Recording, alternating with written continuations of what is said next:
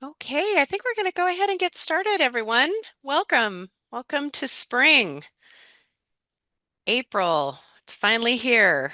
All Is right. spring Yeah. in all the showers today. I'm gonna have two wet kids come in from the bus stop Oh, yeah. and like pouring out. I was like, bring Is your umbrella. They're like, Y- umbrellas aren't cool. exactly. And if you live in Seattle, you don't carry an umbrella, just FYI. That's just Really? you have a hood. Yeah. All right, everyone. So, just a quick overview of our agenda today.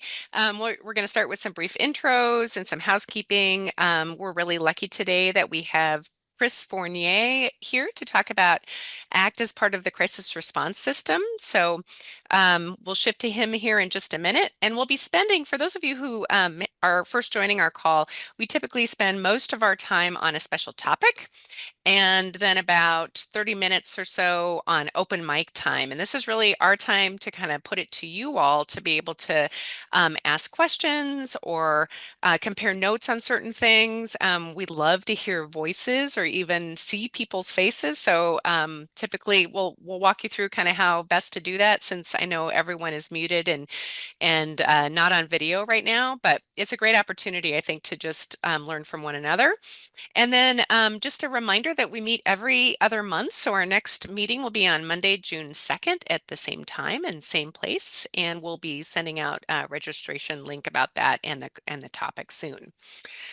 Just a quick reminder for some of you who were used to our MHTTC website where we hosted these webinars in the past, we have now moved right now. We're excited that Lorna and I are working on a brand new ACT website that will be sharing our resources along with the materials for this particular call, but for now, we're just hosting it on the Spirit Center website. I'll put a link to it in the chat here in a second, but you can see, you just navigate over to the side there, National ACT consultation calls. And then once you get there, you'll see a list of resources. And so that is where we have all of our past recordings, including the ACT Psychiatric Care Provider series. That was a separate series along with our ACT Team Leader series that our colleagues uh, Lynette Studer and Mimi Choi Brown led, and then our National ACT call presentations as well. Also, just a reminder that we still have our free ACT e-primer. It's kind of an online introduction to ACT, and you can navigate to the Healthy Knowledge website, and then you need to plug in the full words assertive community treatment, not just ACT, and you should be able to find it there. In terms of other housekeeping, and before we get started, just wanted to make sure, as I mentioned, you're all muted and your video's off right now. We'll have the chat and QA box available for you all throughout the time to be able to ask questions. And then our presentation is being recorded, and so we'll be making that available on the website after today's presentation. If you're experiencing any technical issues, please send that message to us in the chat and we can assist there. There also might be some times when we ask you to like share a response or make a comment, or you just want to share something with the group. You can put those right into the chat, and then that's put things in the chat that you don't want an answer to necessarily. Where if you are looking for searching for answers, we want you to use the Q&A box. Put it there, and then as I said before, when we get to the open mic time, you can either put your questions in the Q&A box or you can actually raise your hand and unmute. So just a little housekeeping there. In terms of introductions, if some of you are unfamiliar with us, my name is Maria Monroe DeVita, and I'm at the University of Washington Spirit Center, where we provide training and consultation to our 21 ACT teams across the state of Washington. I also do training and consultation across the US, and I'm a co-author on the tool for measurement of ACT, or Team ACT fidelity tool. And I will turn it over to Lorna to introduce herself. Everyone, so glad to be back with you all, and kind of can say ditto to much of what Maria said, but here at UNC Institute for Best Practices, I see a lot of familiar North Carolina folks here and some folks from Virginia and other places we recently have worked with. So great to have you all here, and Excited to hear from Chris today. So we'll shift over to you, Chris. Again, this is one of the topics. Some of you maybe remember doing a couple of polls with us, and so this is what led to our remaining topics for this year, in terms of just making sure that we're really gearing it to your needs and interests. So crisis response was a big one, and so I'm going to go ahead and stop sharing my slides so that Chris, you can start to share yours. And I will go ahead and put everything into the chat that we've got in terms of the slides and the other And I can resources. start with a little introduction. So I first met Chris when he was a team leader in Virginia, and we were working on a project of training up some team leaders and doing fidelity reviews using TMACT. And, Chris struck me as somebody who was eager to keep learning, investing in his team. And serendipitously, we had a position available, and he joined us at the Institute in the great timing of March 2020. So Chris moved his family and joined up right when the pandemic shut everything down. And he had a role with doing this work from the awkward place of his home and not ever being with his fellow colleagues. But Chris comes from a great background of not only doing ACT, but doing a lot with crisis services. And is that better? So I heard hard to hear. I don't know what this mic is problem is, but anyway, Chris has been a great asset to our program and does a lot of coaching and consultation with teams, along with reviewing teams across many states. And excited to have him talk on this topic. Thank you, Lorna, and thank you, Maria, and welcome everyone. It is good to be here. I haven't been on the last few of these calls, but as Lorna said, started way back, gosh, I think did we start these calls pretty early into the pandemic? So Mm-hmm. I'm familiar. I think they were weekly at that point. Mm-hmm. So it's nice to be back and very grateful to be able to be presenting. I do want to maybe take a moment and just before we kick off a training on crises and responding to crises, maybe just acknowledge the state of the world that we're in right now and all of, you know, funding and funding being taken away and dismantling of a lot of needed services that are happening right now that may be putting many of you, many of us into our own, building crisis. And it reminds me a little of the beginning of the pandemic and the anxiety of that. So it's almost this this memory that's stirring in me now. And I just want to say to you all, I appreciate you and recognize that as we talk about crises and implementing that work and doing a great job in that is the idea that ACT teams often really embody that you get things done.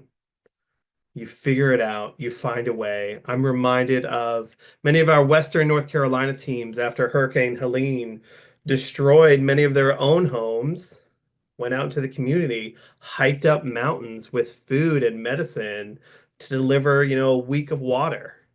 And you get things done. And it's incredible. And you're very resilient. And I appreciate you. So I wanted to take that moment and just recognize that that's it's a real wild time. So thank you all for all the work that you do. I appreciate you. Now, let's talk about crises. So, we are a very essential part of serving crises and engaging crises, a very essential part of the ACT model. And we're going to talk about different ways to conceptualize engaging in it.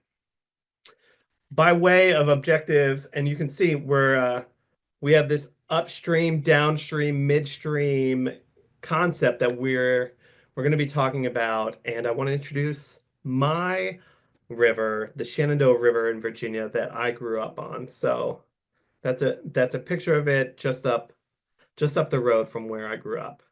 So some of our objectives, we're going to define the nature of crises on ACT, try and figure out what are crises, what are we responding to, why is crisis intervention such a core feature of the ACT model, and try and conceptualize this upstream, midstream, downstream way of responding to crises.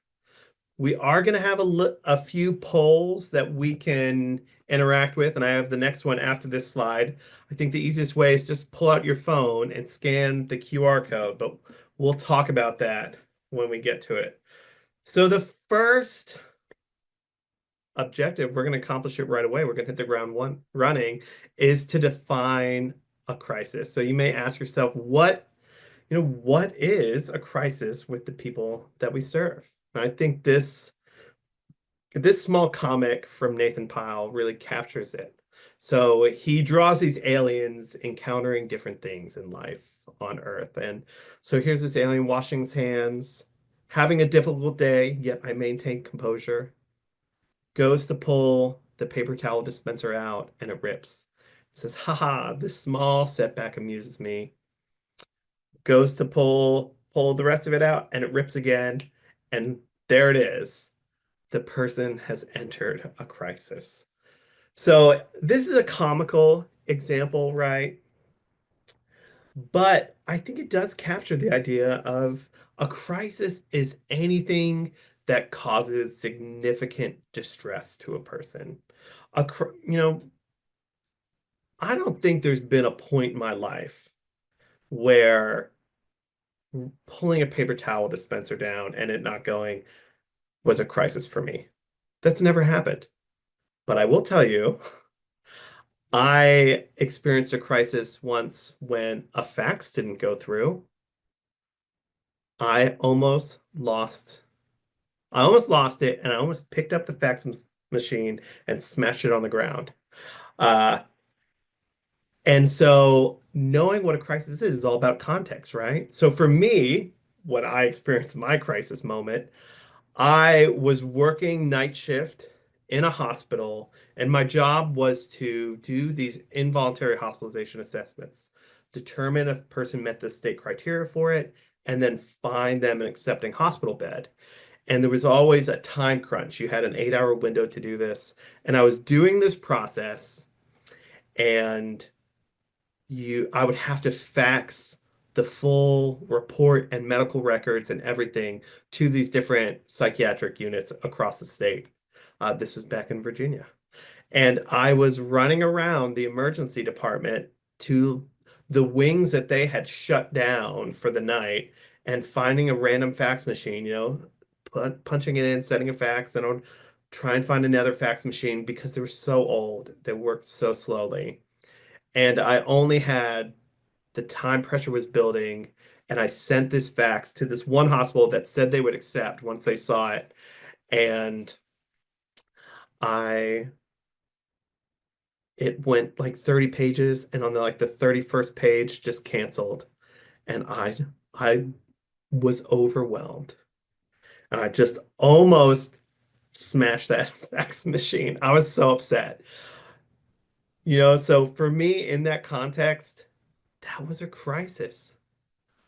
I Here's another anecdotal example from my life where I had my roommate in college call me in a panic saying, Chris, I need you to walk me through how to fill up my tank with gas. Like, I don't know what I'm doing. I've never done this before. What do I do? What do I do? I said, what are you talking about? What do you mean you've never filled up your tank with gas? And come to find out, I didn't know this. He lived in New Jersey, and at that time, or maybe still now, you don't fill up your own gas tank. So, they have an attendant that does it for you. So he had never done it, and he was a little stressed, and he was experiencing the, burgeoning crisis. So I'll share one more, and this was a call that I received from a person that I was working with when I was on an ACT team. And he called and said, upset, almost tearful, I can't get the blinds down. I can't get the blinds down. I said, what do you mean? What's going on? It's like, I can't get the blinds down. And he was in crisis. And again, likely you've never experienced a crisis moment because you couldn't get the blinds down. But given context, would it make more sense that this was a crisis for the person because he experienced persecutory like auditory hallucinations, and they were triggered by people walking in front of his window, and he couldn't figure out how to get the blinds down, and it was triggering these voices, and they were persecuting him, and it was stressing him out. More context would be it was his first day living on his own. We had moved him out of uh his home with his parent, and this was his first time living alone, first time in this apartment, first night by himself. All of a sudden context makes sense. One more layer of context, because the landlord who we had worked with to house several of our other clients, so he sort of knew what ACT was. The landlord just really laid into this guy. If you break anything, you might get kicked out. I have a zero tolerance policy, and just went on and on and on. So now he is experiencing a crisis. He doesn't want to get kicked out. It's his first night. He can't get the blinds down. His, hallucinations are just ramping up. He is stressed out and just wants the blinds down so he can start relaxing and calming himself. That was a crisis. But at face value, any one of those situations are, for you or I in an ordinary situation is not a crisis. So defining a crisis, it's all about context. And I have our first poll for us. I know you all engage with people a ton around crises. So I have a poll. And what type of crises has your team responded to in the last 6 months? So to join this, to answer this, pull out your phone, scan the QR code, and I have maybe 4 or 5 questions that we can do this way. But scan the QR code or go to a web browser and go to pollev.com/ChrisF. And you don't have to register. You just hit no, no, no, and it'll bring you to the question. And you can select all the different options of crises that your team has responded to. Maybe not you personally, but your team. So is it a crisis related to worsening mental health, crisis involving housing, crisis related to food insecurity, involving natural sports, law enforcement, employment, and I have another one. Crisis related to substance use or not otherwise listed. And I'm just going to show the responses. I know it'll take maybe a minute for you all to start getting all these rolling in. And I have them numbered. So at least, let me move at least 57 crisis related to worsening mental health, 50 involving housing, food insecurity, law enforcement, many related to substance use, and many not otherwise listed. So I think we have about 200, just over 200 people here.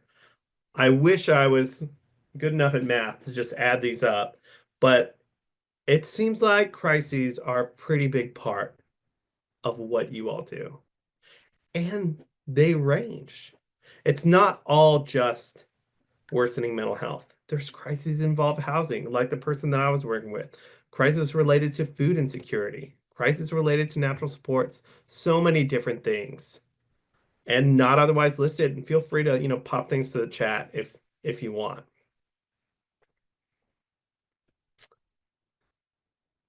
So, here we go. My animation, I didn't realize I'm so skilled at PowerPoint that I put so many animations in. So then if we know that crises are happening and we know that they're individualized to people and context is really important, what's the point? What's the goal of crisis work within ACT? What are we trying to accomplish? I think the easiest and simplest way to conceptualize sort of the point of crisis work with an ACT is to reduce the harms. In all of those different categories that you all shared, housing related, food insecurity, working with natural supports, we want to reduce the harms and the impact of any of these crises as they come up. We want to reduce the harms of an explosive event with natural supports. We want to reduce the harms related to someone's housing. You know, can we intervene in a way that this person doesn't lose their housing? Can we intervene in a way that, this person doesn't have to experience an involuntary hospitalization? Can we intervene in a way that this person doesn't go to jail? Can we reduce the harms? So if we know it's important, if we know crises are coming up, why us? Why ACT? Why should ACT be the ones responding to all these crises and these events when there's more and more other mental health supports out there these days? There's police co-responders, there's better trainings, there's a better understanding of mental health, there's crisis lines, there's warm lines, there's peer supports, and many of your agencies also run those programs. So you may be asking, why should we be doing it? And there's two huge reasons, and they both involve effectiveness. One, it's because we're more clinically effective. We know people well. Hopefully, we have trust and rapport that we've built up over time. We have a more discerning understanding of what might be going on. We have different ideas of how to intervene and de-escalate. I don't know about you, but when I'm in a crisis, the last thing I want is some random person coming up and checking on me. Like, no, I'd much prefer probably a friend or my partner to check in. They're like, how are things going? I, you know, my wife, she knows what I look like when I'm stressed, and she knows to say, "Hey, Chris, I normally get stressed when I have too many things at work building up and I'm getting behind on things." She said, "Hey, Chris, why don't you get up early on Saturday and like take a couple hours and get dig yourself out of the hole of this report that you have due coming up." And I'm like, "Yeah, that's right. I do need to do that." Or, "Hey, have you thought about making a list, checking some stuff off? That could be helpful for you." So knowing what's going on, we know what's worked in the past for people. We know what's not worked.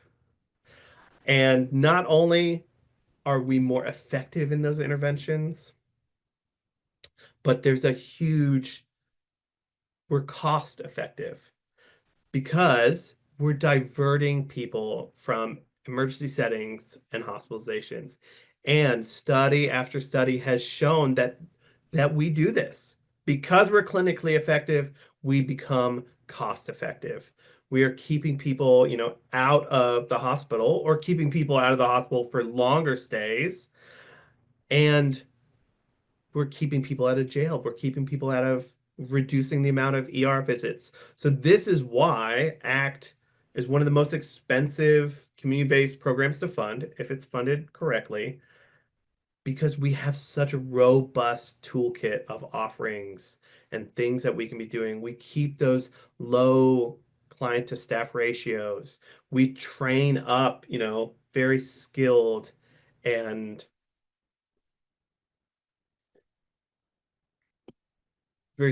competent staff. So we are experts knowing our people. We are experts in doing this. And I will add one comment that sometimes being the expert is knowing when you're not enough, knowing when to tag in those additional supports, knowing when it might not be safe to engage in a certain way. So that's part of our clinical and cost effectiveness. So it is a core feature of ACT and always has been, and I'll say it should always be. So if we understand what crises are and we understand what we're trying to accomplish and reduce the harms, we move into, well, how do we actually do this? And I'm going to suggest to you this model that, or a way, maybe calling it a model is a little ambitious, a way of approaching and understanding crises uh, via this upstream, midstream, and downstream points of contact points of intervention when people are in crisis. And we'll start by talking about downstream stuff. Da well, let me ask you all, do you all know what this is a picture of in our river heavy PowerPoint? You can put it in the chat if you do know what it is. But let's see. Maybe I'll give you a moment. Everyone's saying it. Yeah, this is Niagara Falls. It's one of the most, known uh waterfalls. And what I would say is this is going to capture for us this idea of downstream. A downstream event or downstream crisis is really that big moment where we're beginning, or we do have safety concerns. Well, safety concerns for themselves, safety concerns for others. Like we are in the midst of this crisis. And when people are experiencing downstream crises, our goal is to address them in the least intrusive manner. And this might be responding in person, activating RAP or crisis plans, co-responding with other first responders. You know, maybe it is hospitalization, but can we go voluntarily to the hospital versus involuntarily? Are there crisis respite centers that we can access? Or, and I recognize there's a huge lack of those things. And often I think downstream crises events often go to 911 before they go to ACT calls. This might be such a place where it's like a family member is calling 911 before they call crisis, your crisis line. Or the person is, police are responding and that's how we're getting involved. So things are already happening. We're, going over over the edge of the waterfall, so to speak. So this is downstream. Often, by the time we've reached this point, there's not much we can do to intervene. The best we can do is manage and mitigate the harms of the event. So, to that point, it's often much easier, more effective, and less damaging to intervene upstream or midstream of these crises rather than during it. And I will pause us here for just a moment and say, I think a robust downstream response and understanding how to interact in a crisis situation is incredibly important. And really, we could have a training all about how to respond to crises in those big moments and how did you consider safety? What are good protocols and what are good things to think about? This training is more about how do we engage before that point? How can we prevent and avoid this situation from happening? So all of you knew, well, many of you knew that was Niagara Falls.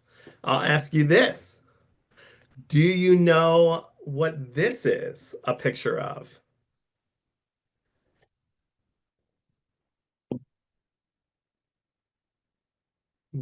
No one yet is saying, well, Chris, I know this is a picture of Walnut Creek, which is part of the watershed in Pennsylvania that funnels down into Lake Erie, which eventually goes into Niagara Falls.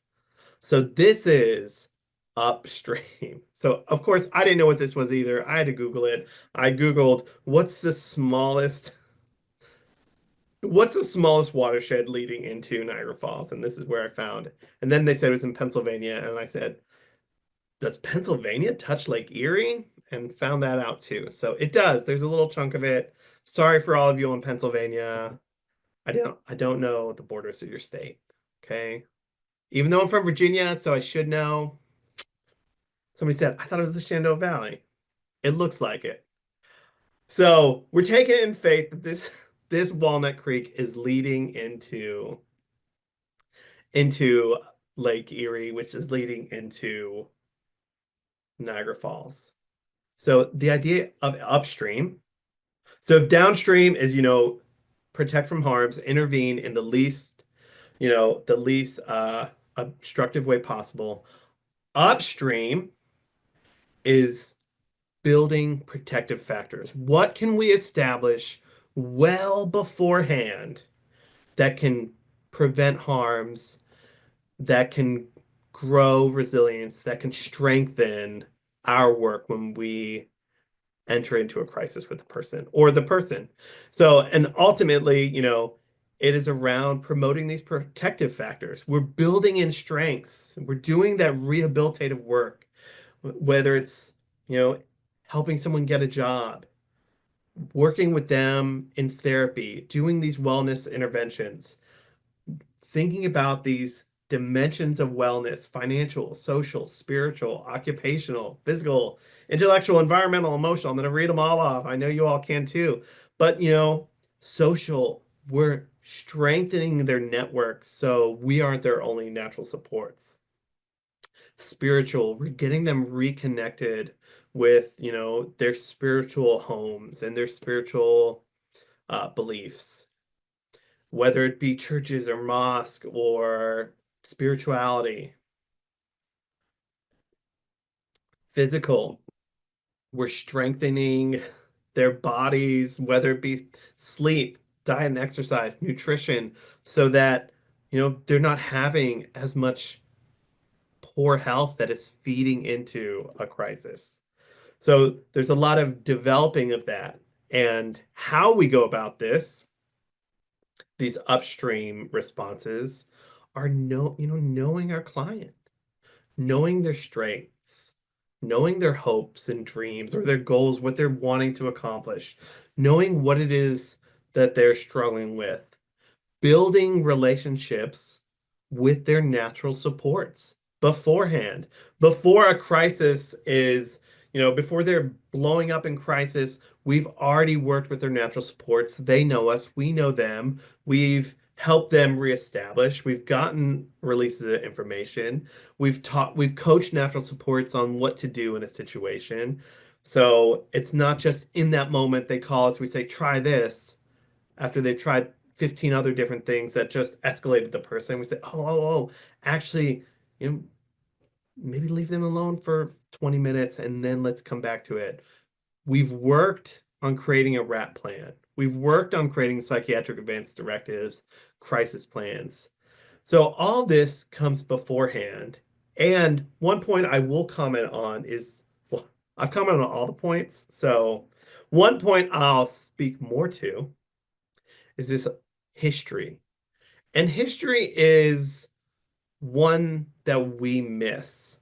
In, old school PACT, they used to do these incredibly robust binder fill of information about the person, about what has helped them in the past, what's led into crises, what's going on, the history of their illness, the history of their relationships with people, their history with work and substances. And there was an incredible amount of time spent building this history. And in our current age of authorizations and reimbursement being tied to different things, there's there's a press for efficiency that I think has done us a disservice.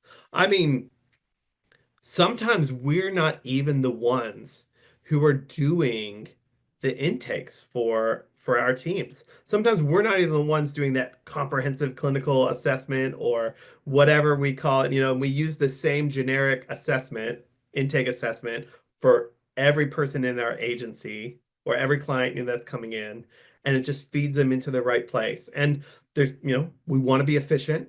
We want to serve the most people we can. And when that happens, sometimes we miss out on deeply understanding the person. We miss out on deeply knowing what their, actual baseline of behavior is. And I say that because think sometimes we see people when they're at their most ill, and so we have to know, like, what could things look like for them?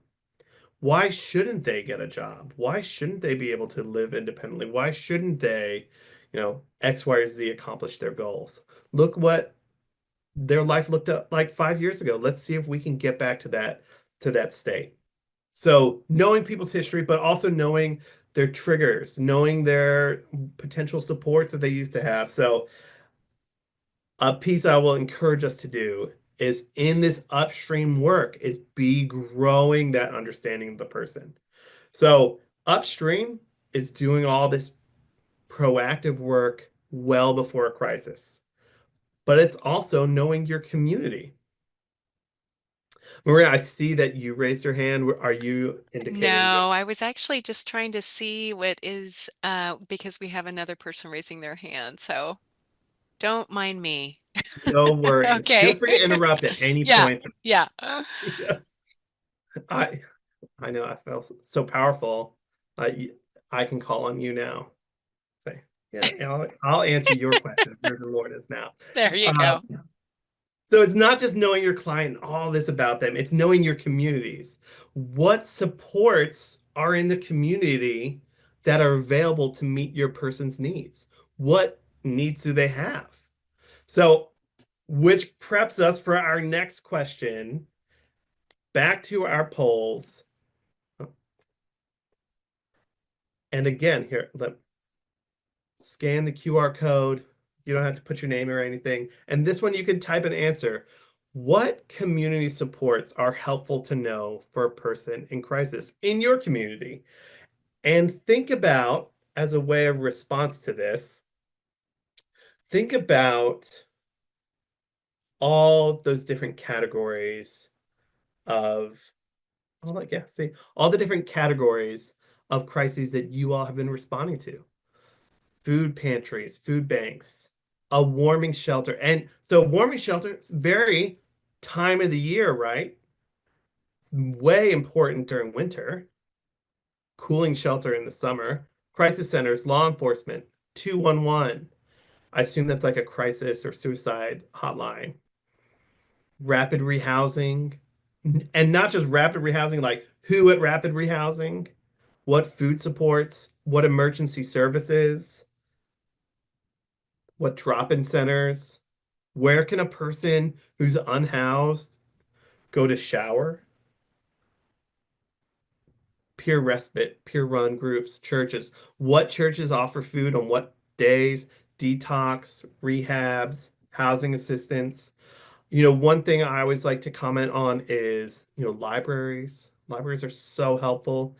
And it's not just knowing that there's a library. But have you gone and done the work of building a relationship with those librarians? One thing that my team in Virginia, I think they did an incredible job, was growing that relationship with the library. So much so that we were running groups at the library. I would run trainings for the library staff of like de-escalation, or like, how do you, if you encounter someone who may be acting odd or strange, what might you be able to do? Here are the criteria for ACT. And I told them, because they were within walking distance of our office. I said, just call and I'll come over and I'll, like, you know do a warm handoff, and I'll check in, and if I thought they would need ACT, I could enroll them right in that moment, or I could get them connected to uh to another resource. Oh, I love this one. Emergency vets. Pets carry such meaning for people. Shelter for a hurricane. So there's so many. Where can they do laundry for free? Knowing your community. Do you know the intake people at your local, psychiatric hospital. That was a huge thing for my team. I knew them very well because I used to do that. And occasionally I would text them on my way to the hospital with a person. I'll say, this person really needs to be hospitalized. They're very, very ill, and we can't wait in the lobby. Like, I need you to I need you to fast track us because, we need to get back out of sight of everybody. They're not going to be able to tolerate it. So, yes, so many great answers, knowing your community. So this is, again, remind us, this is all upstream. You're doing this proactive work of building these relationships and knowing what it is that this person's going to need. So let me introduce you to Joe Client. And let me tell you about some of the downstream crises that he has experienced. So we're going to use Joe as a sort of example going through the different ways that we can be intervening. So Joe, here's some things that have happened to him in the past. He's in the maintenance stage around cocaine use right now, but occasionally returns to use when certain people come back into his life. Sometimes he doesn't take his medication, and which can result with an increase of paranoia and delusions, often resulting in a hospitalization. Around those times, he'll get into screaming matches with his parents. The police have been called by his parents, sometimes by neighbors, and he's gotten fired from his last job because he didn't like being around so many people. So when this is Joe. We've been working with him for a year. Here are examples of upstream interventions that, let's say our ACT team, all 200 of us, have been doing with Joe. We've been having him work with the co-occurring disorder specialist to know how to, decline social invitations for use and avoid certain situations. Medical staff have been working with Joe, both the nurses and psychiatric care provider, to find what medications he, is agreeable to taking, thinking about the side effects, what work best for him, as well as offer him coaching on how to take it more consistently. So when he does want to take it, how can we help? How can we make this happen? How can we listen to Joe? Is it a side effect issue? Is it a timing issue? Is it struggling to take 3 different medications during the day? Maybe we can change some things up. We've been working on creating a RAP plan with Joe and a crisis plan, and not just like, oh, we check mark crisis plan, but maybe we're including parents in those planning so that they and Joe can be on the same page regarding his goals, what's helpful, what's not helpful for him, how they can intervene. So, and again, this is assuming that Joe wants that, right? We're not forcing that stuff on him. But all this work is upstream work. It's things that we're doing well ahead to be proactive, which moves us into midstream. And this is going to be our biggest chunk. And I would say maybe this is where we get the biggest bang for our buck. This is when things are starting to get choppy for a person, or maybe we're starting to see the warning signs of crisis. We're not that Walnut Creek, smooth, serene, everything's peaceful, but we're not yet at a crisis tipping point. But things we're starting to see the warning signs, right? The walls are closing in, it's starting to get a little choppy, it's rough. The goal here in our midstream is to identify, anticipate, and proactively address signs of distress. So identify, anticipate, and address it. And the most meaningful place to make these interventions are at the daily team meeting. So we call it a proactive use of the daily team meeting to do that, to identify, anticipate, and proactively address the signs of distress. And I'll say the daily team meeting also is an essential feature of the ACT model, and again, our most important tool. So what are some of the features. This is not everything about the daily team meeting, but this is just some of the core features. One, a brief but clinically relevant review of all clients. So you need to be going through every single client, calling out their name every day you have a daily team meeting, which is every day, Monday through Friday, you're having your daily team meeting and you're checking in on every single client. And if there's no new updates to give, you move on to the next one, right? But you're having that moment where somebody can offer up either they've seen them, you're just doing from the last daily team meeting to then, but somebody can offer up a response, what they did, their intervention, how that person's doing. You're not only doing that, you're not only having that moment, you're not squeezing people in to the last few minutes. You're not skipping, or you're not doing half. You're doing all of them. And you're recording the status of all the clients in a manner that facilitates a clinical snapshot. So you can't rely on your memory.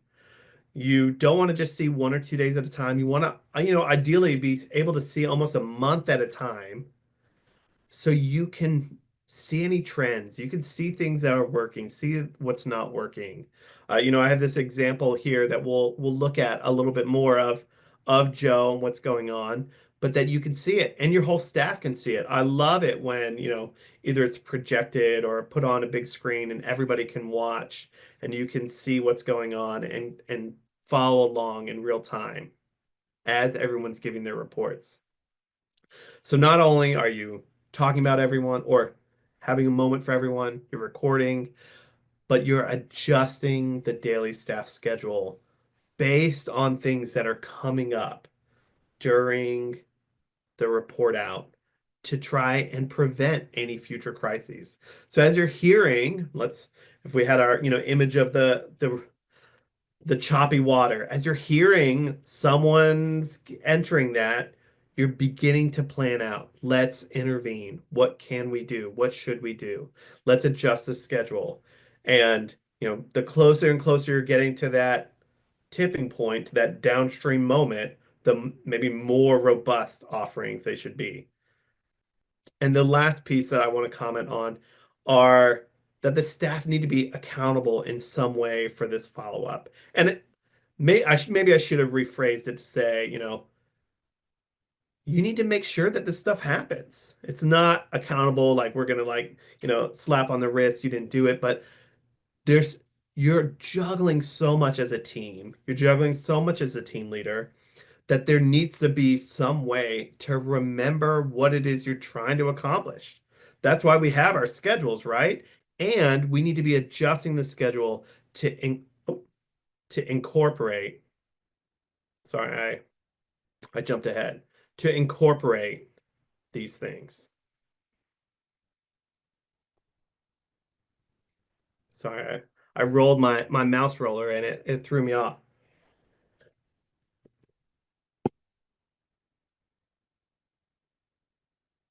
So we need a way to track that.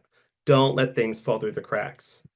So again, this is just a little bit of a re-summary. The proactive use of the daily team meeting. We're identifying who's tenuously engaged. Maybe we need to be brainstorming new strategies to engage with the person. Maybe we need to be increasing the number of visits to try and just get a sense or understanding of what's going on, what the level of need is. Maybe we need to increase those visits to just ensure that their basic needs are being met. Do they have food?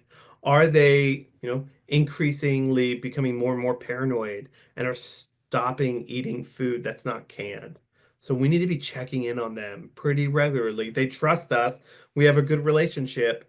Like, is it a medication issue? Is it just, you know, is it more of a seasonal thing with closer to a manic episode of bipolar disorder? What's going on? Do we know? Do we know their history?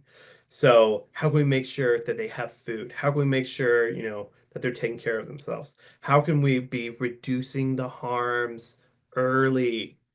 Can we be planning with natural supports? Hey, can you help us find this person? Can you help arrange a meeting? What can we be doing?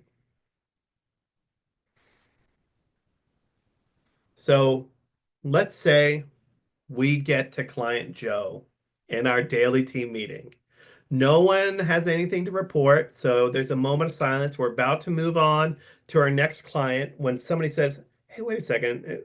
I kind of see, do you all see this trend that's going on?" So we look a little more closely at what's been going on with Joe. And the dark shaded lines here indicate the weekend. So on the first, we look back and we say, on the first, Joe called the crisis line. Chris answered. He called the crisis line. He was upset with his parents. He talked for a bit, but calmed down.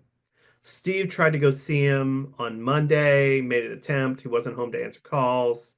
We didn't have another visit scheduled until Friday when Stacy delivered meds. They went for a short walk, to keep him active. And, that's one of his goals. And he was in a good mood then. But lo and behold, the weekend comes again.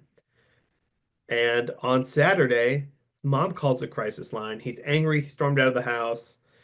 Lorna talked to the parents on how to engage. Like here's a little de-escalation idea. On Sunday, Joe calls the crisis line. He's upset with his parents and seems like his symptoms are getting worse. Steve tries to see him again on Monday, went by the house first thing in the morning, no answer to the door, left a message on the phone. So my question to you all, this is where we know Joe's history. This is what's happening with Joe right now. So our question is, what should you do? So back to our polls. Should we do nothing? Joe has a right to privacy. If they don't want to be seen, they don't have to be seen. Should we call the parents and coordinate a meeting with Joe? If you have an ROI, I think is what I have there. Should we increase the number of visits, try and figure out what's going on? Should we send out our peer support specialist who knows Joe pretty well? Or is there a different idea that's better than these?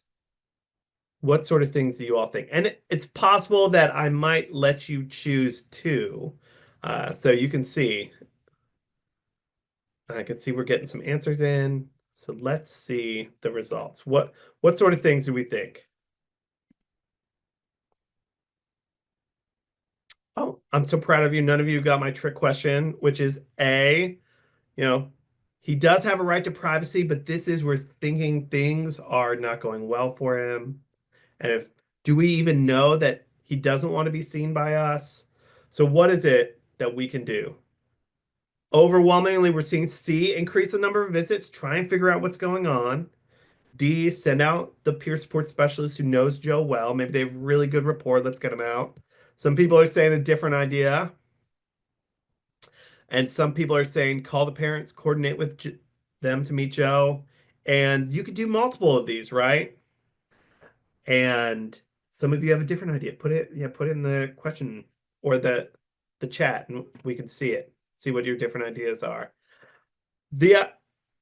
As you get to know your people better, and as you do more of that upstream work, it will really inform your midstream responses. So we might know that calling the parents and coordinating with them is the way to go because Joe's really close with his parents. He sees them every day. They've never not come through for us. And Joe doesn't mind if his parents call because he really likes us. We've done good by him. So all that upstream stuff is informing. The more work you do upstream, the better informed you're going to be to have your midstream interventions. So these are some great ideas that you all came up with and more. But the question is, who's responsible? So then what? Who's responsible for following up? Did someone actually volunteer to do those things? Did the task actually get assigned? Did it get put on the schedule? How are we going to remember not just who, but what that person is going to be doing, what the intervention is, that midstream intervention? And different teams have different ways of tracking this. Some people put it on a schedule right away. They have an electronic schedule and they just tally it in. Some people color code things. Some people write it on a whiteboard for any of these unplanned things. The important thing is that this is assigned and it's followed up on. And it's not just go see Joe, but we know what is helpful for Joe. Maybe it is go see what's going on, figure it out. And when you come back, then we'll start really brainstorming. Midstream interventions rarely are one-offs. Rarely are you just going to get a one-time situation and it's like, oh, fine, you did it, great. Sure, if the person ran out of food and you brought them a food bag, it's like, great. But are they going to run out of food every same time every month? And we notice this trend and we need to start being a little more proactive in how we can help them not be running out of food constantly at the end of the month. Different things, different ideas. Get it assigned, get it planned out. So let's continue our daily team meeting though. So we're at daily team meeting and somebody gives out this report. Hey, I saw Jane yesterday. She wasn't doing too well. She was pretty anxious. She was too anxious to let me take her to her appointment. She was up all night because people were trying to break into her house, which prompts another staff person to say, oh yeah, she actually left me a voicemail about that as well. And then a third person chimes in and says, this sounds like what happened a couple months ago before she ended up in the hospital. So this is Jane. This is what we just know. What is your response to Jane? What should we do? We say Jane is scheduled to be seen tomorrow. She's going to be fine. Should we have the staff member call her back and check in on her, the one that she called and left a message for? Should we have the psychiatric care provider check in with her? Is she having breakthrough symptoms? Does she need to have adjustment?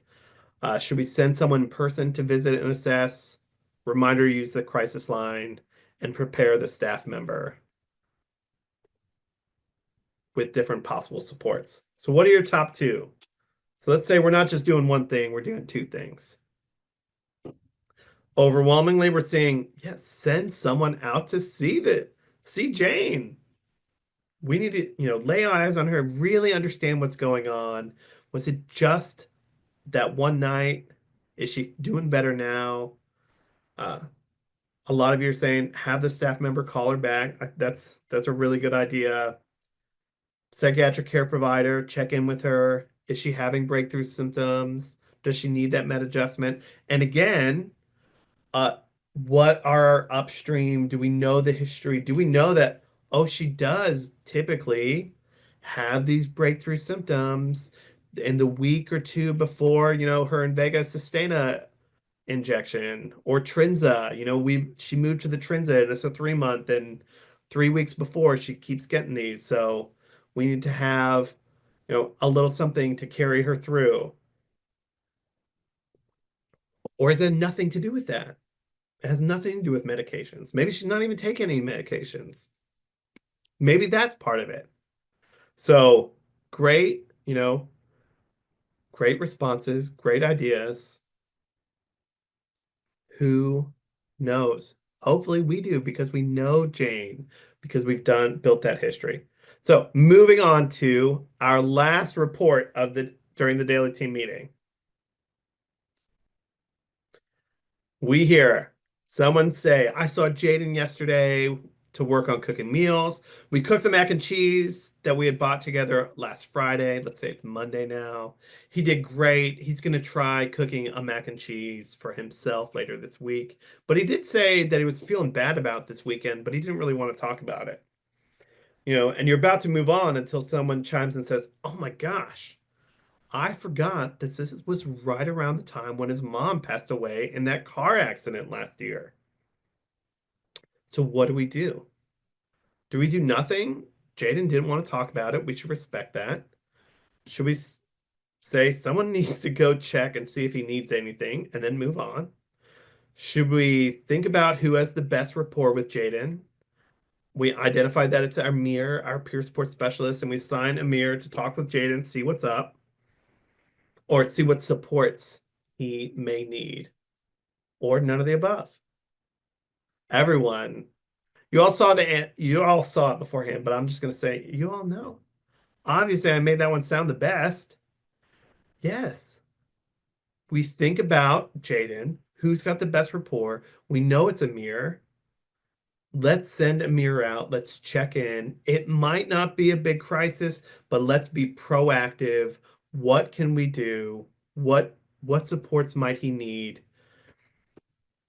And how can we help Jaden? That that's a hard thing to go through, an anniversary of someone's passing. And I think it was mom by a car accident, so it was sudden. Yeah. And I would say it's not one, because as we understand, he mentioned that he's feeling sad, but didn't want to talk about it. He brought it up to us, right? So there's some complexity to that. Obviously, he may want to talk about it, but maybe not just with us. Or he may not want to talk about it at all, but that doesn't mean that he doesn't need support. And we can still support him without talking about it. Again, all that's informed by our upstream knowledge. So, other midstream interventions and thoughts about this, they are definitely more urgent, more time sensitive. Each is different, but there is this sense of the longer you delay, the worse the potential outcome is, and the closer we're getting to that downstream event. So here's other examples of midstream responses you might do. Amanda lost their job. She needs that, or they need to have some sorts of income to keep their apartment. The team works rapidly to help them get another job and or get some rental support for the short term. Frank runs out of cigarettes. He just ran out of cigarettes, and he's going to knock on every door in his apartment complex asking for cigarettes. So the team helps him track down some in some way. Maybe they have a little stash of cigarettes themselves, and they work with him on budgeting. They work with him on rolling his own cigarettes, how to get through this moment and not cause a big thing and potentially get kicked out of his apartment complex. Zion had his laptop stolen that he used to watch videos slash be on the internet all day to occupy his time. Now he's beginning to become distressed by these persecutory voices he can't ignore. The team increases visits, explores options for other activities, seeks out donations for a new laptop. How can we help Zion get back to that access? Maybe go to the library. Maybe we can get him a new and different and maybe even better, way to manage his symptoms and more socialization. Maybe that's going to be a great help for him. Carmen moved apartments because people moved into her apartment last time and violated her lease. Now people are starting to hang out at her new place. It's not a huge crisis. Things are building. What can we do to help mitigate the potential for losing this new place? So we're increasing visits. We're working on setting boundaries. We're having those discussions and trying to intervene sooner before she gets kicked out again. So again, the concept is the streamwise approach to intervening. It's understanding these downstream events where safety concerns and doing intervening there is trying to be the least intrusive, but we know it's like too late. Too late to really avoid. Maybe it's not, maybe you can divert. Maybe you're right on the edge and you can get to one of those little islands, and avoid a big crisis. But it's all about reducing the harms. Midstream, it's about identifying, anticipating, being proactive as we're seeing the signs. And upstream, it's putting in the work, understanding the person, understanding our communities, building rapport, strengthening supports, strengthening all those domains, all those, uh, determinants of health that person has, so that when a crisis comes, they have more resources, they have more supports. So this is the concept, in a slide, but there's one last area to touch on, and this is a picture, another river picture, but this is a picture of the National Whitewater Center outside of Charlotte. And it has this lift. It's actually out of screen at the top of the screen, has this lift that will lift rafts and kayaks back up to the top. So you can endlessly repeat this cycle of whitewater rafting, and you can just keep going through this course over and over. Similarly, you know, this is what often happens with the people that we are working with. Is they just are endlessly cycling through these crises. We do not want that. We don't want them to be stuck in this endless crisis. We need to, and I know we do, have so much more hopeful optimism that something won't happen again, that we can change potential outcomes. So as downstream events happen, and as we're intervening midstream, they should be informing our future work with the person. If we know that a crisis may come again, we need to be thinking through and we need to be doing some of this further downstream work, which is revisiting pad RAPs, crisis plans. What went well? What didn't go well? What tools did they not use in their toolbox? Touch base with natural supports. Did they try anything? Can we coach them on different options?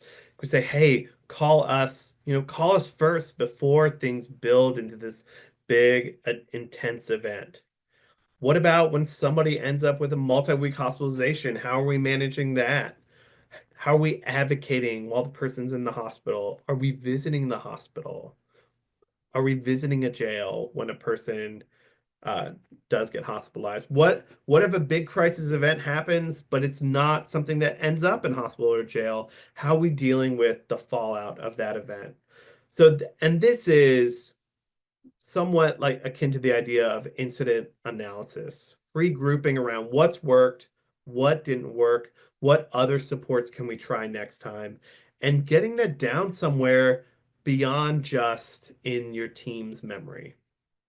You know, get that onto their crisis plans, get that onto their RAP plans. Hey, this stuff worked, this didn't.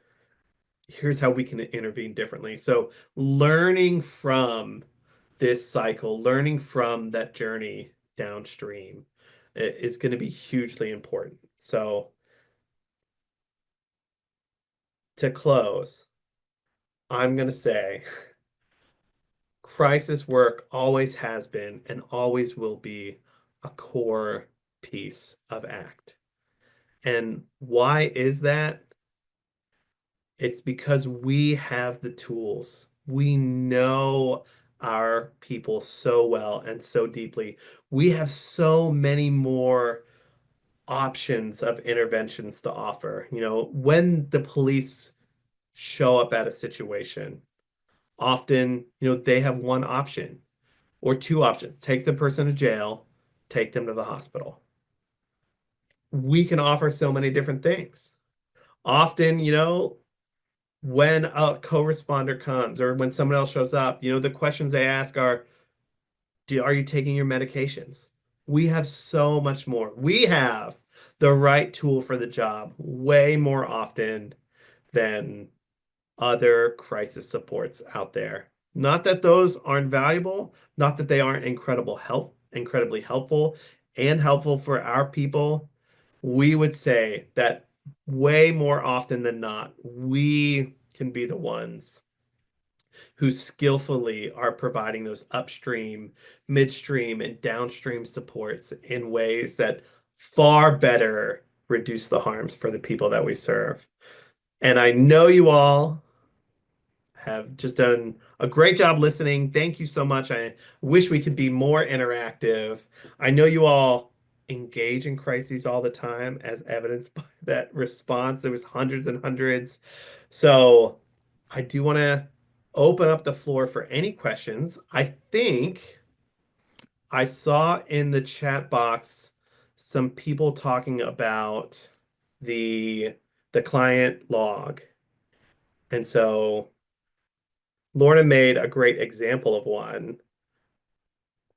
Lorna, did you say you would email that out to everybody? Is that what was offered, or? Well, I think Maria was asking, was it Vicky to directly send the copy that she was offering to everyone, because poor Vicky can't keep up all these emails. And then anybody else who has a great example, feel free to share it with us. We may vet some of these according to what we think like follows a bit more with fidelity. And I did create an example one too that we were testing out.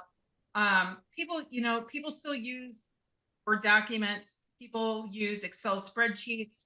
Some have found ways to put this into software that their agency has designed. So Maria and I are very much about function over form. So if it's serving the function we want to see when it comes to sharing and documenting this information from a client log perspective, then we're all for it.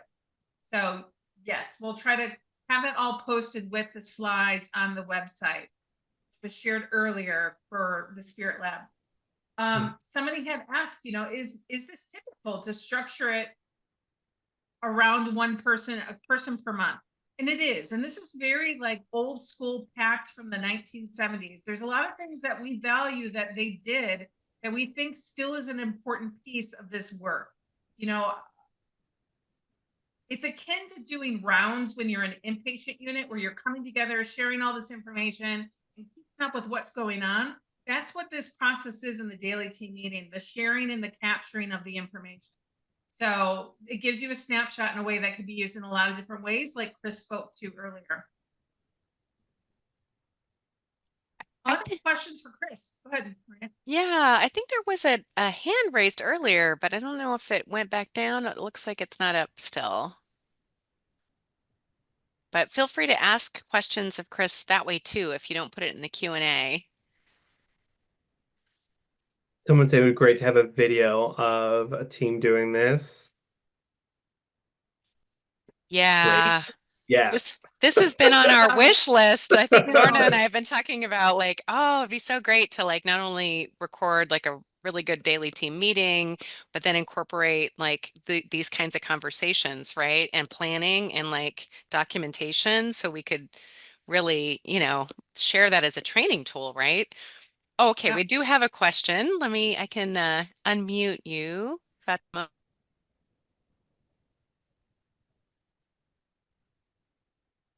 Okay, you just have to unmute yourself if you're muted.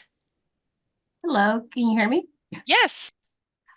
So I'm curious because I know you guys were talking about monthly check-ins. So there's a ACT transition to less intensive services that we utilize, but we do it every 90 days. Is it different? Like, should we be doing monthly outside of the daily staffing that we're already doing?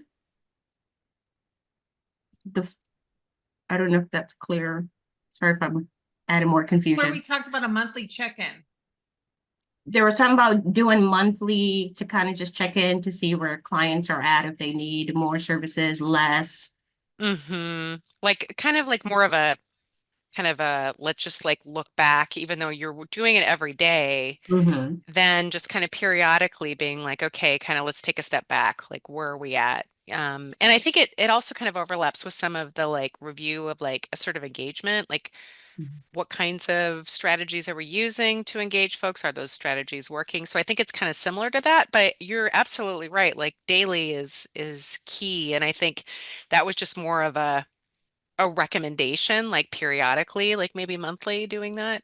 I don't know, Chris, I think it was something you probably said in the presentation. Anything else? I don't want to misspeak to what you were saying. I said a lot of things. You did. It was great. But I think you captured it. I think the idea of the daily is keeping everyone on track. And then if you wanted to do additional like layers or check-ins, you could be doing those. But the idea is that you're thoughtfully tracking those things. So if you're layering in additional things, that's great too. Don't let those take up too much of your time, right? Because you're doing a million things on ACT. Right. And if you have things for all of them, that can be difficult to keep up for everybody. But again, if you're talking about who are those people that are disengaged, maybe you have 5 or 6 people, and that's who you're writing up on the whiteboard. And that's where you're just doing a quick check-in, like, are we trying different things with these people? Does that make sense? And I also It's, saw you asking about the, is that different than the 90 day transition to less intensive services review too? yeah. Um, and, I think like Chris said, it's kind of, there are lots of different ways that I think teams need to kind of step away from the daily team meeting to say, okay, like kind of at a macro level, what's happening across these different things like engagement, crises, graduation. And so these are just like guidelines in terms of how Mhm. often. A lot of teams will also do that based on just, especially with transition to less intensive services, like during,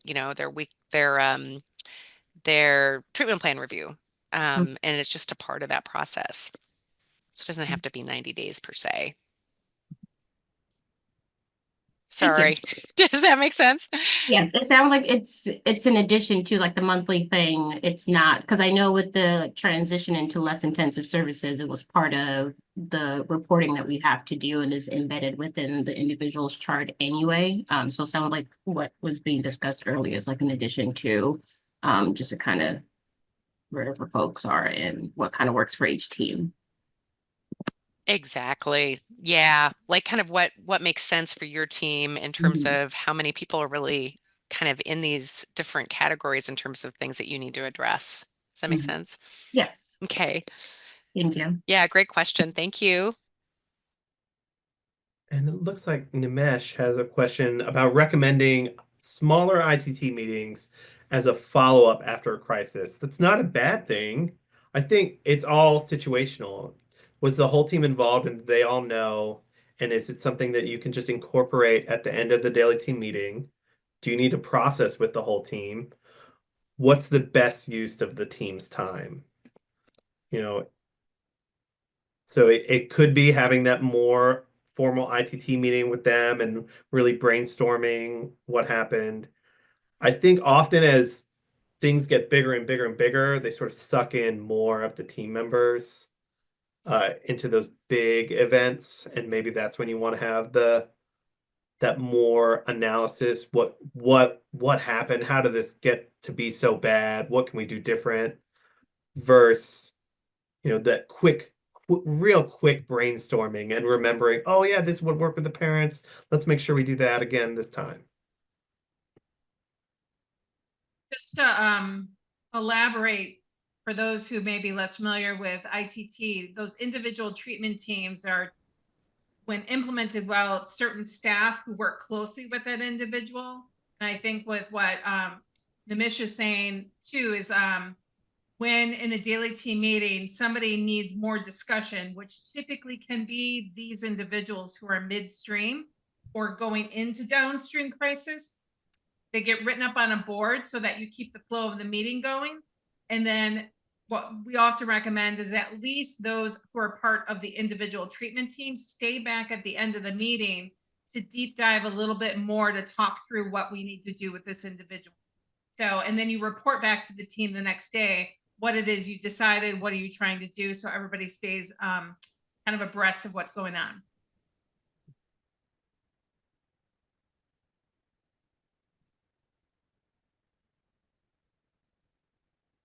Any other questions for Chris?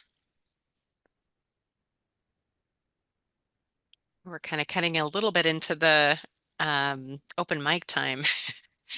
Mhm. So, Chris, thank you so much for that. That was really great. And I think also really helps to solidify more what we've been trying to emphasize around the proactive contacts side of ACT, not just responding to crises, but also proactively. So this is great to have more tools to do that because we haven't been able to point to specific tools before now.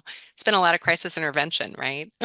Yes, and the more you can do, the less of these crises you have. And once you can get out of that cycle where everybody's in that downstream place, it's just so restorative to your staff.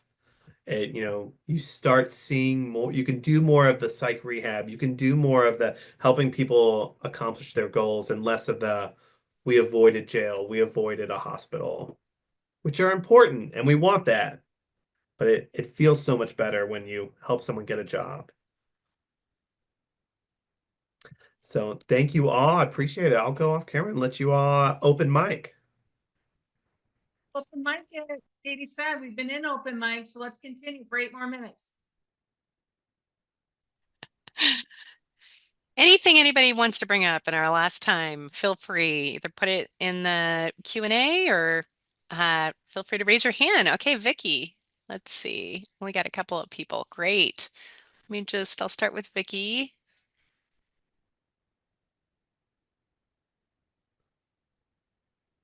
Okay, you can unmute. There we go. Everyone was asking for a copy of the log that we use, and I couldn't copy and paste from there. Lorna, I sent it to you. If you can maybe just send it to everybody, and I also, one person contacted me, so like directly. So, but it's out there, and if you guys want to send that as a sample, that'd be great. Great. Thank you for offering, Vicky. We'll do that. And I think we have that one and the one that Lorna and her team put together too. So we can have a couple of examples of that. Yeah, thank you. Yeah, thank you. Good to see you. Let's see. Okay. I think we had another, oh, maybe not anymore. 2 people raising their hand. No.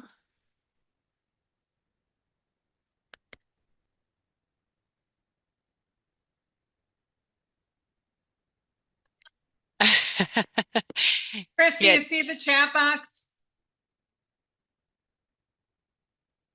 I did just see it. You know, Canada is my native land almost.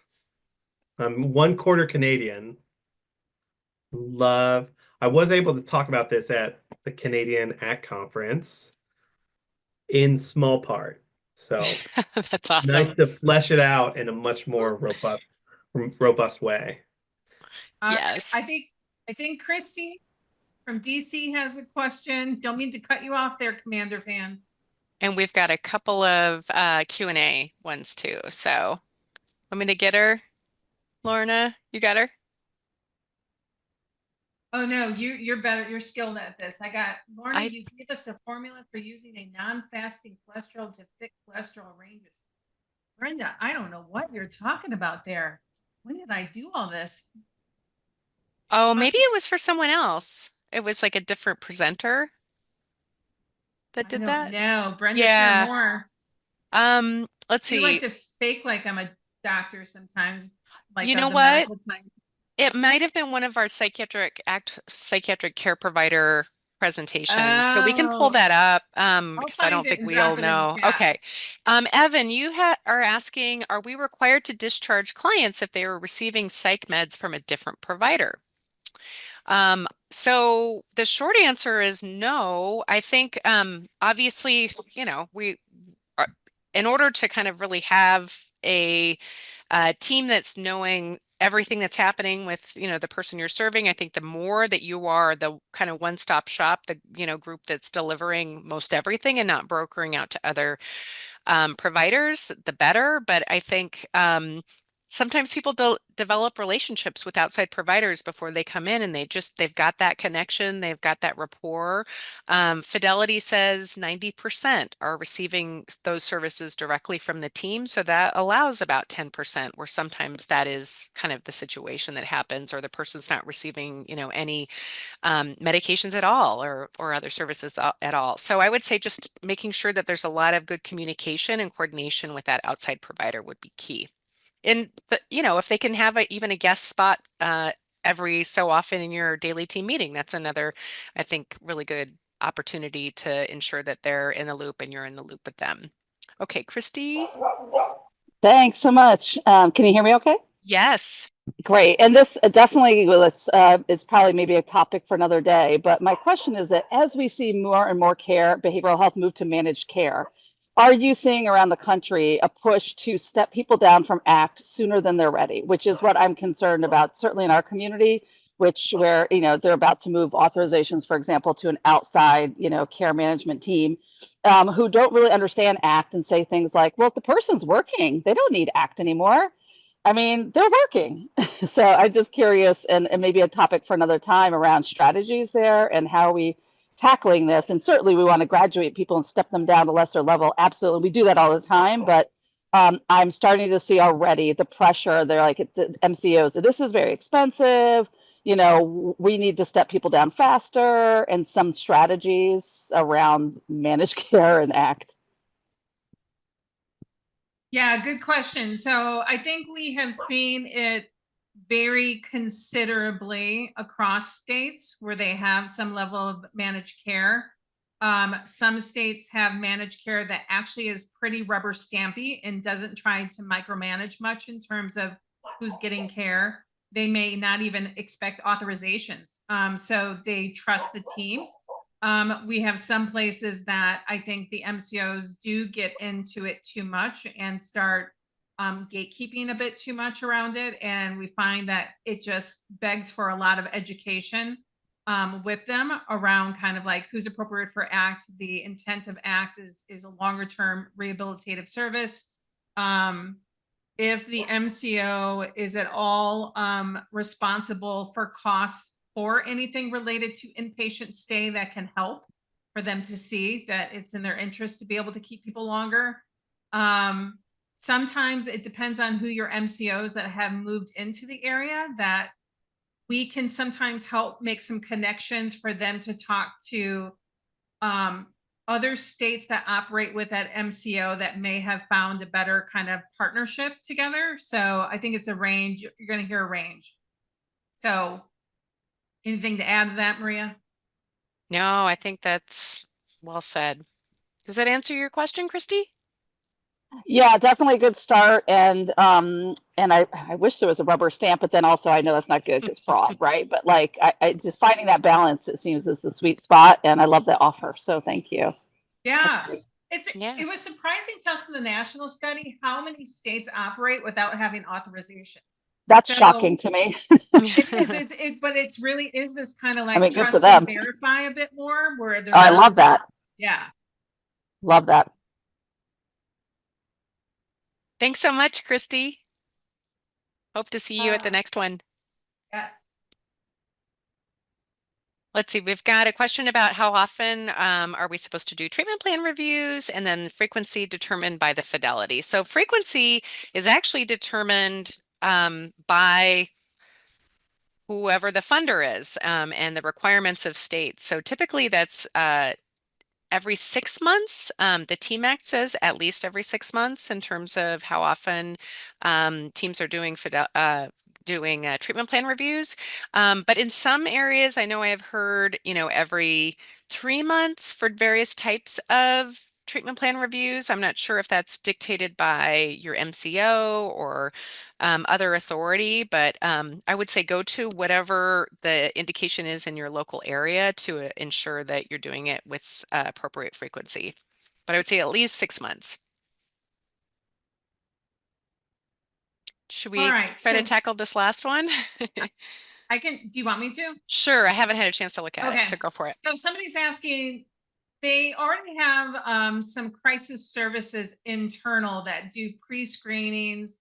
They're certified pre-screeners. From what I understand, ACT is to be the first line contact for emergency responses. Do you have thoughts, suggestions regarding the extent to which our emergency services program could be involved? As our program is getting started, we're still sorting out how we coordinate. So I don't know if Chris or others have thoughts on this. There is so much about ACT that's about tight communication and coordination. So if you find that you have this other resource that would be added value to what ACT does, not substituting for what ACT does, but added value, I'd be open to the creativity of what that looks like. My concern is when we broker this out and allow this other program to fully substitute, that's when it creates a problem and it breaks down all these things that Chris talked about earlier, which is we know them best. We have trust and rapport. We have the ability to be more impactful. So if there's a way to just toggle those closely so that you get the value of the team's role as the first line responder too. That's my initial thought. Yeah, and speaking of being a certified pre-screener, I also was, and when I was the team leader, I was a certified pre-screener, and there were situations where I found it was a better option for me to do that involuntary hospitalization process and assessment with a certain client to mitigate some of the harms, and we had a great relationship and maintained it, but I wouldn't probably do that for all of them, right? And so it is again enrolling those other supports in the best interest, not as just all-encompassing replacement for what you often can do better.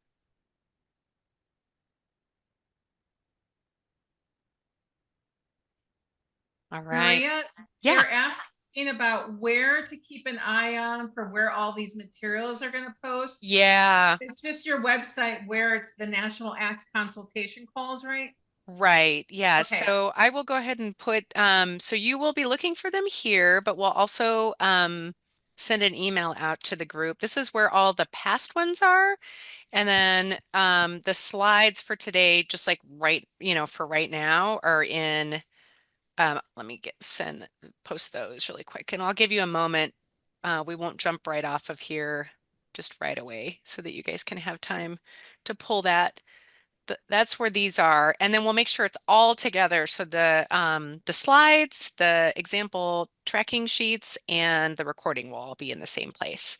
And then I'm also going to put in the chat, and I know we're a couple minutes over, so thank you for the 132 of you that are still patiently waiting for us to finish up today. Here's an evaluation link for today. We'd love to hear from you as to what was helpful to you for today. Also, any recommendations for improving this call. Also, feel free to put anything related to any topics that you would like us to cover. I know we've done some polls in the past to guide what were at least our next few meetings, but it'd be good to know kind of ongoing what your feedback has been. So give you a half a minute here to download any of these materials, and we'll also send them out by email. So we'll keep bugging you about the evaluation because we do like to get feedback on that. And yes, no CEUs. Somebody had asked about that. Because we're doing this for free, Lorna and I are just kind of pulling together existing resources to keep these calls going since the MHTTCs are no longer funded. So we need to do it a bit on the cheap. It takes some time and Which I don't think we resource. did it even during. No, but you could at least get a certificate of completion. So that's Completion, what that's right. the Okay. MHTTC would send, and then people could put that in their file. So it wasn't formal CEU, but it could still count for licensure in your state. So, all right. Yep, we got the evaluation link. Okay. Oh, Dee Dee, fill out that evaluation and leave that feedback. We read Yeah. carefully what your ideas you have for future topics. Yes, thank you. No, that's a great one. Efficient ways to do their scheduling with the clients. And actually, it overlaps with one of the presentations that Lorna did in the past around getting the most out of your daily team meetings. So we could kind of come back and look at that and kind of bring in some of these other pieces around efficiency. So thanks for the recommendation. All right, all. Well, we're going to close things up here. Thanks again for joining us today, and we'll be coming back together again. It will almost be summertime on Monday, June 2nd. So have a wonderful spring in the meantime, and we'll see you then. Take care, everyone. Be well. Bye-bye.